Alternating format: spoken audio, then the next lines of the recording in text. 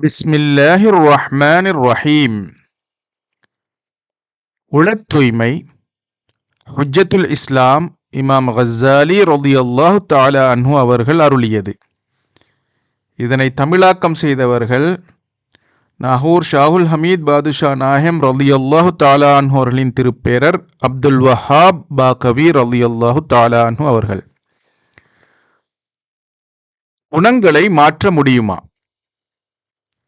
மக்களின் மத்தியில் மடமையில் மூழ்கியவர்கள் சிலர் இருக்கின்றார்கள்.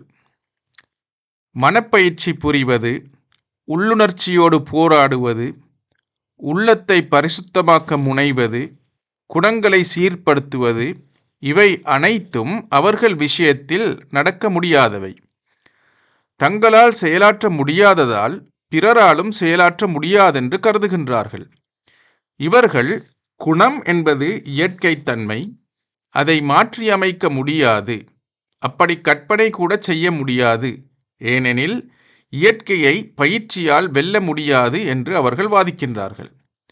அப்படி அவர்கள் வாதிப்பதற்கு 2 ஆதாரங்கள் வைத்திருக்கின்றார்கள். முதலாவது, குணம் என்பது அகத்தோற்றத்தை, அக அழகை குறிக்கின்றது. புற அழகு புறத்தோற்றம் எப்படியோ அப்படியே அமைந்திருக்கின்றது.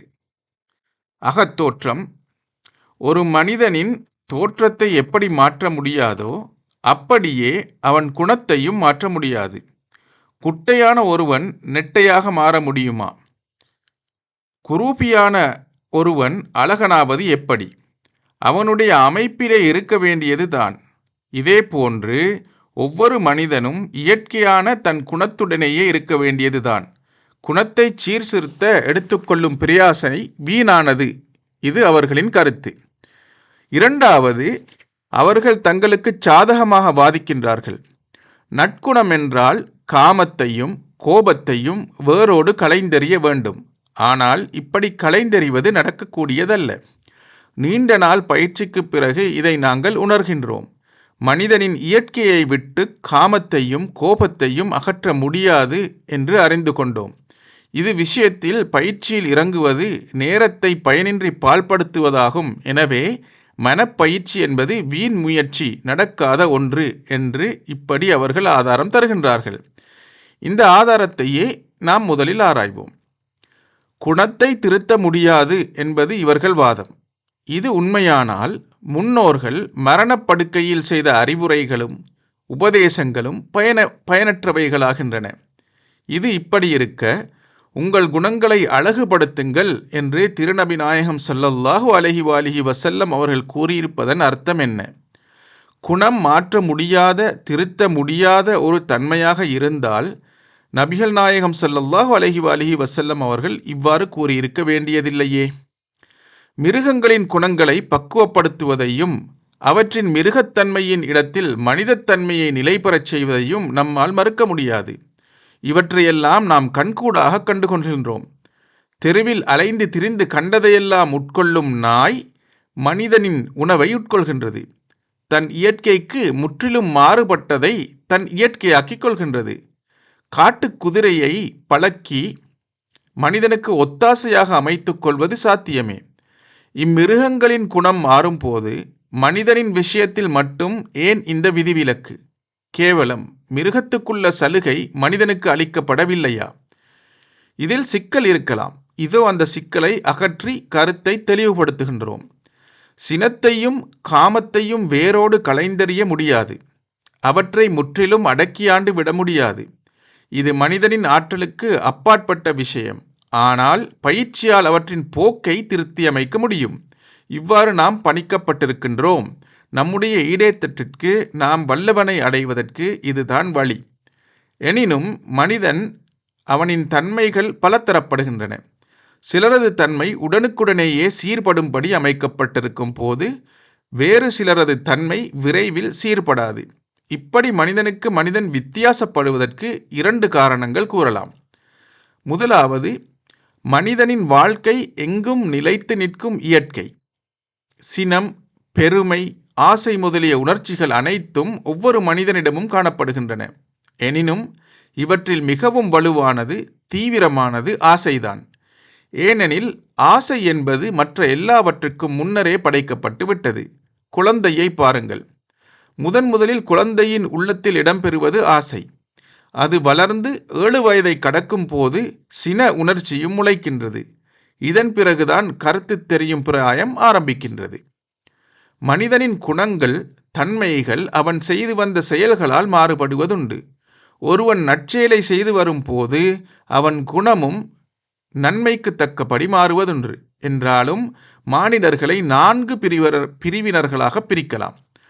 துர்க்குணம் கொண்டவர்கள் அனைவரையும் இந்த 4 பிரிவுகளில் கட்டுப்படுத்தி விடலாம். முதற் பிரிவினர். இவர்கள் சாதாரணமானவர்கள். உண்மையையும் பொய்யையும் பிரித்தறியும் ஆற்றல் இவர்களிடம் கிடையாது.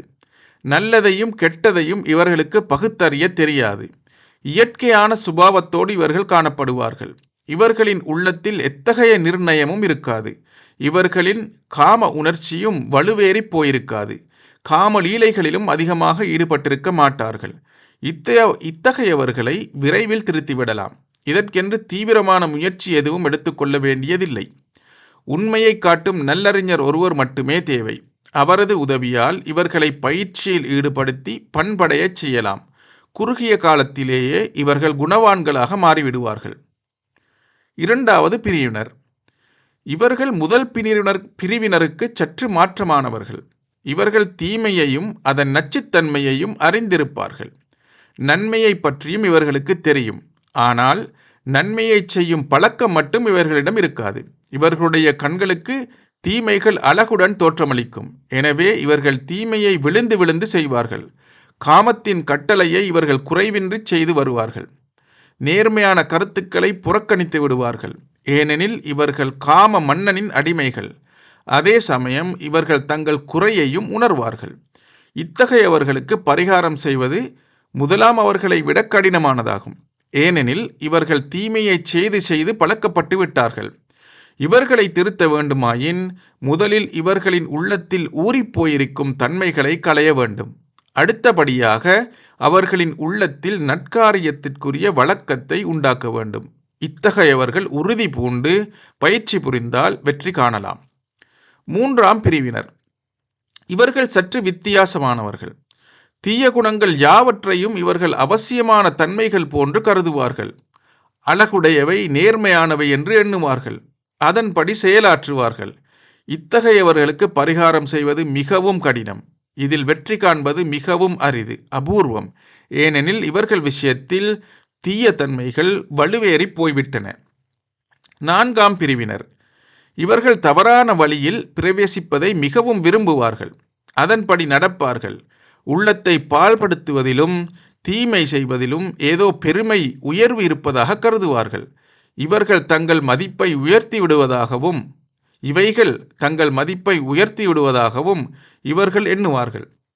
இவர்கள் விஷயத்தில் பயிற்சியால் எந்த பயனும் விளைவதற்கில்லை. இவர்களை திருத்த முடியாது.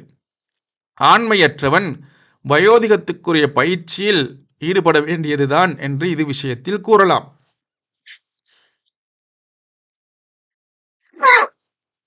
பயிற்சியால் பயனில்லை என்று வாதிப்பவர்களின் முதல் ஆதாரத்திற்கு விடையளித்தாகிவிட்டது. இப்போது இரண்டாவது ஆதாரத்தை பார்ப்போம். சினம், காமம் முதலிய உணர்ச்சிகளை விட மனிதர்களிடமிருந்து அகற்ற முடியாது. சினம், காமம் முதலிய உணர்ச்சிகளை மனிதனிடமிருந்து அகற்ற முடியாது என்று அவர்கள் வாதிக்கின்றார்கள். இது முற்றிலும் தவறு. பயிற்சியின் பயன் காமத்தையும் சினத்தையும் கட்டோடு அழிப்பதுதான் என்று சிலர் எண்ணிக்கொண்டிருக்கின்றார்கள். காமம் என்பது வீணான ஒன்றல்ல. பயனை கருதியே காம உணர்ச்சி அடைக்கப்பட்டிருக்கின்றது. காமம் என்பது வீணான ஒன்றல்ல, பயனை கருதியே காம உணர்ச்சி படைக்கப்பட்டிருக்கின்றது. ஆசையும் இப்படித்தான். அதுவும் வாழ்க்கைக்கு அத்தியாவசியமான பயனை கருதியே உண்டாக்கப்பட்டிருக்கின்றது. உணவின் மீது ஆசை இல்லாவிடில் யாரும் உணவை உட்கொள்ளப் போவதில்லை. புணர்ச்சியை விரும்பாவிடில் ஒரு மனிதனால் எப்படி போகம் செய்ய முடியும்? இதனால் சந்ததி தொடர்பு அறுபடுகின்றது. ஒரு மனிதனுக்கு கோப உணர்ச்சியே இல்லாமல் போய்விட்டால் அவனால் தனக்கு வரும் அபாயத்தை, தீங்கை தடுத்து கொள்ள முடியுமா?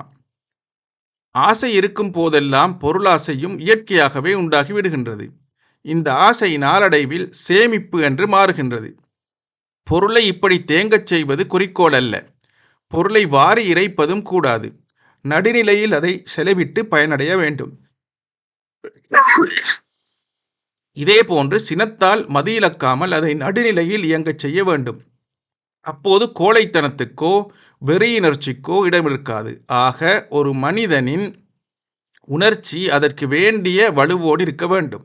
அதே சமயத்தில் அது அறிவின் அறைகூவலுக்கு அடிபணிய வேண்டும். அவர்கள் காஃபிர்களின் விஷயத்தில் கடின சுபாவமுடையவர்களாக இருந்தார்கள் என்று இறைவன் கூறுகின்றான். கடினம் என்பது சினத்தினால் ஏற்படும் விளைவு. இந்த விளைவை இறைவன் புகழ்ந்துரைக்கின்றான். சினத்தை அடியோடு களையவும் முடியாது, அதற்கு தேவையும் இல்லை. சின உணர்ச்சியை அடியோடு அழிக்கும் போது மார்க்கப்போர், புனிதப்போர் எதுவும் நடைபெற முடியாது. அப்படி இருக்க சினத்தையும் காமத்தையும் கட்டோடு அழிப்பதை எவ்வாறு குறிக்கோளாய் கொள்ள முடியும்? சாதாரண மனிதர்கள் ஒரு புறம் இருக்க, தீர்க்கதரிசிகளும் கூட இது விஷயத்தில் கட்டுப்பட்டவர்களே. அவர்களுக்கும் சினம், காமம் எல்லாம் உண்டு. நான் மனிதன்தான், எனவே மற்றவர்களைப் போல் நானும் சினமுறுகின்றேன் என்று திருநபிகள் நாயகம் ஸல்லல்லாஹு அலைஹி வஸல்லம் அவர்கள் கூறியிருக்கின்றார்கள். அவர்கள் விரும்பாத ஒன்றை பற்றி அவர்களுக்கு எதிரில் பேசப்படும் போது அவர்களின் வதனம் சிவந்து விடுமாம். ஆனால் அவர்கள் திருநபி ஸல்லல்லாஹு அலைஹி வஸல்லம் அவர்கள் தீர்க்கதரிசி, உண்மையை தவிர்த்து நியாயத்தை தவிர்த்து வேறு எதையும் கூற மாட்டார்கள். சினத்தினால் அவர்கள் மதியிழக்க மாட்டார்கள். நபித்தோழர்களை இறைவன் சினத்தை மென்று விழுங்கக்கூடியவர்கள் என்று பாராட்டுகின்றானே ஒழிய சினமற்றவர்கள் என்று குறிப்பிடவில்லை. எனவே சினத்தையும் காமத்தையும் நடுநிலையில் கொண்டு வருவதே நமது குறிக்கோள். அவற்றை கட்டோடு அழிப்பதல்ல. பயிற்சியால் இதைத்தான் நாம் எதிர்பார்க்கின்றோம். சில சமயங்களில் காம உணர்ச்சி வேகமாக இயங்கி அறிவையே ஆட்டி வைப்பதுண்டு. அப்போது அறிவுக்கு அதை அடக்கியாலும் ஆற்றல் இருக்காது. அதை பயிற்சியால் சீர்படுத்த முடியும். இதற்கு அனுபவ அறிவே ஆதாரமாகும். செலவு செய்யும் விஷயத்திலும் நடுநிலையை பின்பற்ற வேண்டும். அவர்கள் செலவு செய்யும் போது வீண் விரயமும் செய்ய மாட்டார்கள். தேவைக்கு உதவாதபடி குறைத்து கொள்ளவும் மாட்டார்கள். இவ்விரண்டிற்கும் இடையில் நடுவில் நிற்பார்கள் என்று இறைவன் தயாளர்களை பாராட்டுகின்றான்.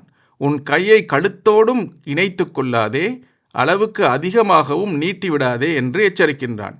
இதேபோன்று உணவாசையின் விஷயத்திலும் செயலாற்ற வேண்டும். உண்ணுங்கள், பருகுங்கள், வீண் விரயம் செய்ய வேண்டாம் என்று வீண் விரயம் செய்வோரை இறைவன் விரும்புவதில்லை என்று திருக்குர்ஆன் அருளுகின்றது. நடுநிலைமையே எல்லாவற்றிலும் சிறந்தது என்று அண்ணல் நாயகம் ஸல்லல்லாஹு அலைஹி வஸல்லம் அவர்கள் அருளியுள்ளார்கள். இப்படி எதற்காக நடுநிலை வேண்டப்படுகின்றது?